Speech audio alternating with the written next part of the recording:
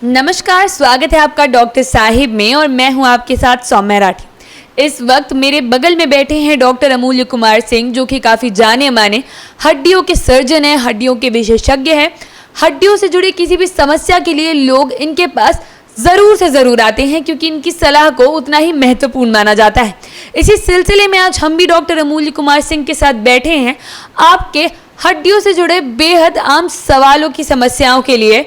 और डॉक्टर साहब से हम ये सवाल करना शुरू करें उसके पहले मैं आपसे आग्रह करना चाहूँगी कि अगर आपने अब तक चैनल को सब्सक्राइब नहीं किया है तो अवश्य कर लें, ताकि आने वाली वीडियोस आप मिस ना करें। अब सबसे पहले डॉक्टर साहब नमस्कार, स्वागत है आपका। आज हम बड़े आम सवाल लेकर आपके पास पहुँचे हैं, जिसमें सबसे पहला सवाल जो दर्शकों को भी समस्या होती है उसमें यह है कि पूर्वैया या पछवा हवा जिसे कहा जाता है, जब वो चलती है, जो पुराने जख्म होते हैं, पुराने दर्द होते हैं हड्डियों के, उनमें फिर से तकलीफ बढ़ जाती है। ऐसा क्यों होता है? देखिए, बहुत ज़रूरी ये बातें हम लोग को बतानी चाहिए। क्यों होता है जी। हमारे पास ये मरीज़ आते हैं, वो कहते हैं कि ठीक थे और जब से पुरवैया चल रहा है दर्द बढ़ गया है। कारण होता है कि 5 साल 10 साल पहले आपको उस जगह पे मांसपेशियों में, जोड़ों में किसी तरह का चोट लगा था। जब भी चोट लगता है तो खून की नलियां जो उस जोड़ के आसपास मांसपेशियों में रहती हैं वो उसका फटता है और खून का बहाव होता है। खून का बहाव होगा, वो फटा नहीं, अगर चमड़ा नहीं फटा है तो बाहर नहीं आएगा, वो वहीं पर जम जाएगा। अगर आप उसको उस समय ढंग से रेस्ट देते हैं, आप उसको बहुत मालिश नहीं करते हैं, तो वह धीरे धीरे करके सूख जाता है और फिर से मांसपेशियां, लिगामेंट, मसल्स जितने भी हैं वो सब फिर से सामान्य कार्य करने लगते हैं। लेकिन अगर उसको बहुत ज़्यादा अगर आप मालिश कर देते हैं, गर्म से सेक देते हैं, चिकित्सक की जो भी परहेज की बातें कही गई हैं उसको नज़रअंदाज कर देते हैं, क्योंकि आपको लगता है कि नहीं अभी मुझे कुछ आराम नहीं करना है, मैं अपना कार्य करूँगा, और काम करते रह जाते हैं, तो वह जो मांसपेशियां हैं, हमारी लिगामेंट्स हैं, वो ढंग से पूर्ण रूप से हील नहीं करती हैं।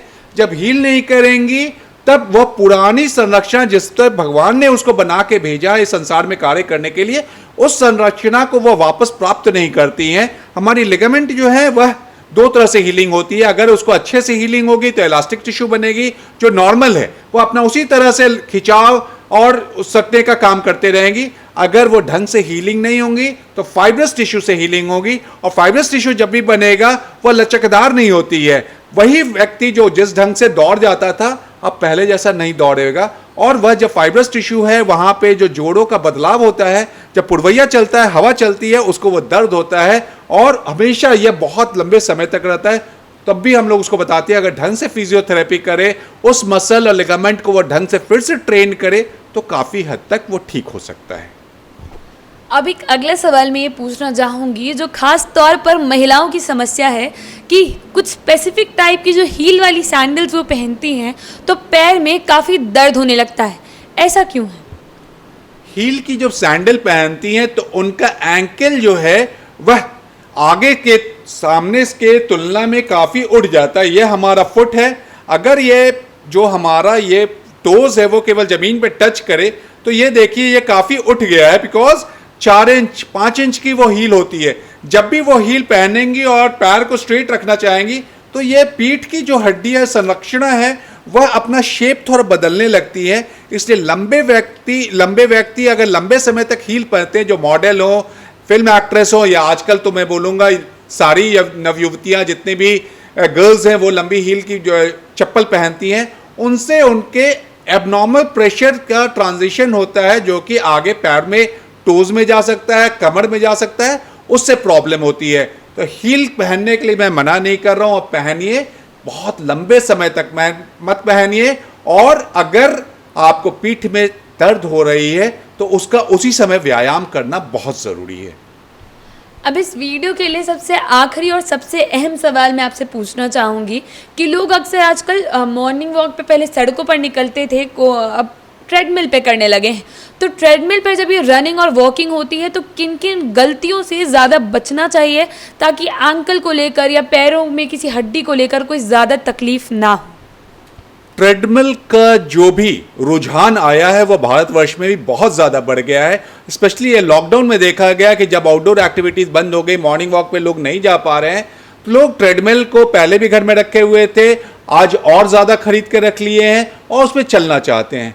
ट्रेडमिल में चलते समय 2-3 बातें बहुत ज़्यादा ध्यान देने की बात रहती है कि आप अगर हील पे चलना चाहिएगा, फ्लैट फुट पे, फ्लैट फुट मीन्स एक साथ वजन आपके हील पे भी जा रहा है, आगे भी जा रहा है, तो हमेशा वो परेशानी होती है। दूसरी होती है घुटनों पे वो स्ट्रेट पड़ता है, उससे परेशानी होती है।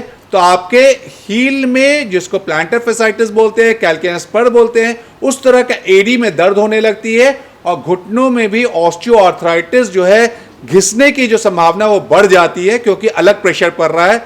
इसलिए ट्रेडमिल अगर आप कर रहे हैं तो बहुत ज़्यादा ध्यान दीजिए कि आप पंजे पे थोड़ा सा चलना ज़्यादा कोशिश कीजिए, बहुत तेज स्पीड में मत चलने की कोशिश कीजिए, पैर को फ्लैट मत दबाने की कोशिश कीजिए आगे से, क्योंकि बीच में तो आगे फ्लैट हो ही जाता है, लेकिन आगे से अगर पीछे थोड़ा सा पंजों की तरफ से खींचते हुए लाइएगा तो फायदा होगा। और जॉगिंग मैं बहुत ज़्यादा एडवाइस नहीं करता हूं, जो कि अच्छे से जॉग नहीं करते हैं वो ट्रेडमिल पे कभी भी जॉगिंग नहीं करें, नहीं तो उनकी हड्डियां जो घुटने की हैं बहुत जल्दी जोड़ खराब हो जाएगी।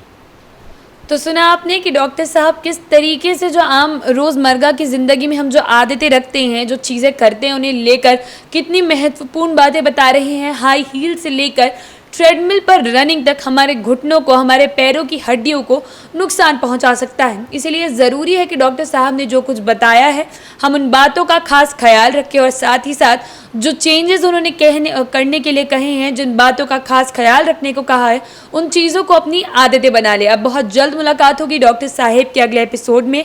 तब तक के लिए अगर आप इस वीडियो को फेसबुक पर देख रहे हैं तो पेज को लाइक और शेयर ज़रूर करें। अगर आप इसे यूट्यूब पर देख रहे हैं तो चैनल को सब्सक्राइब करें। आप हमें कमेंट बॉक्स में ये भी बता सकते हैं कि डॉक्टर साहिब से आपके क्या सवाल हैं। धन्यवाद।